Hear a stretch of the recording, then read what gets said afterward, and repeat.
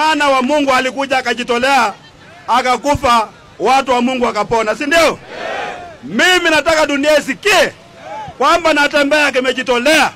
Hata mkiua yeye, amepanda mbegu kwa roho za watu yake. Ama namna gani? Wakimaliza Natembeya leo, Natembeya mwingine anainuka. Ama namna gani? Na mnaongea hii lugha peke yake, msiongee lugha ya uongo. Buri wa wamo. Mwana wasisecha. Pala mala ba kuoya isia. Ba kukeva. Buri becha kama lundi kweli. Buri wa mawaena. Efe buri mbako motawe. Na hiyo meza tunaenda, si ndio? Funga. Haya. Umutambo. Umaskini. Bulolo. Chinda. Wivu. Uongozi mbaya. Wetangula. Ford Kenya. Yenye watu mko jonjo. Kwa sababu hatupigi kura vizuri. Kwa sababu hatujipangi vizuri, si ndio?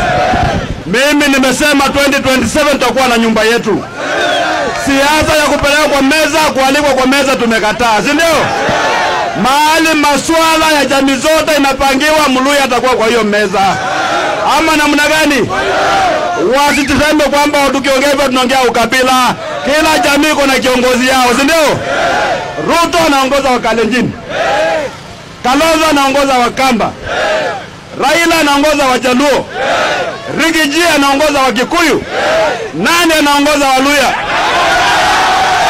Mnasema mimi? Wangapi wanasema Natembeya? Wangapi? Mimi nataka ile meza mambo inapangwa. Mupige kura mahali pamoja, mwenye anaenda kwa meza akuwe na nguvu. Ama namna gani? Asikuwa ya kubeba ujinga namna hivyo tunabeba ujinga. Muluya amekuwa mtu ya kupalilia mahindi ya watu, si ndio? Na mwezi nani? Watu wa kuchimba makaburi. Ama namna gani? Watu wa kuchinja ng'ombe yenye imekufa. Ama namna gani? Nyinyi mnakubali biashara? Mwana bodaboda hapa Kandui. Kwa hakika nimefurahi sana pakubwa kuona His Excellency Honorable George Natembeya akikanyaga mji wa Kandui kwa kishindo kikubwa sana, na tumemkaribisha.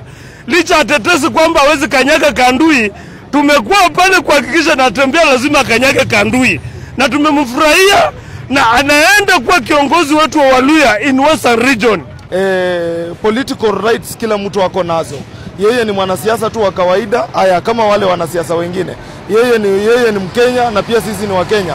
Sasa lazima tungemsikiza kama ingeliwezekana, na hatungemfukuza kwa sababu yeye amekuja, na sisi tunataka amani, na amani idumishwe na amani iwe. Sababu upinzani iko na nafasi yake ya kufanya kazi na serikali pia ifanye kazi. Lakini kuzuia upinzani, hiyo ndio kupatia upinzani nguvu. Tunaona venye wameshika Natembeya wakamweka ndani. Wasifikiria wanamsuia. Hapo ndio wamempatia umaarufu. Hata sasa Natembeya ako juu zaidi ya Mutavati na Weta. Na hiyo nguvu ni serikali yenyewe ndiye imempatia. Na sisi kama wananchi tunataka mwanasiasa mwenye anatufanyia maneno yenye inastahili. Kwa mfano sasa hatuna uchumi. Kwa mfano kama sisi watu wa potapota hakuna pesa, na sisi tunataka tufanye kazi tulishe familia.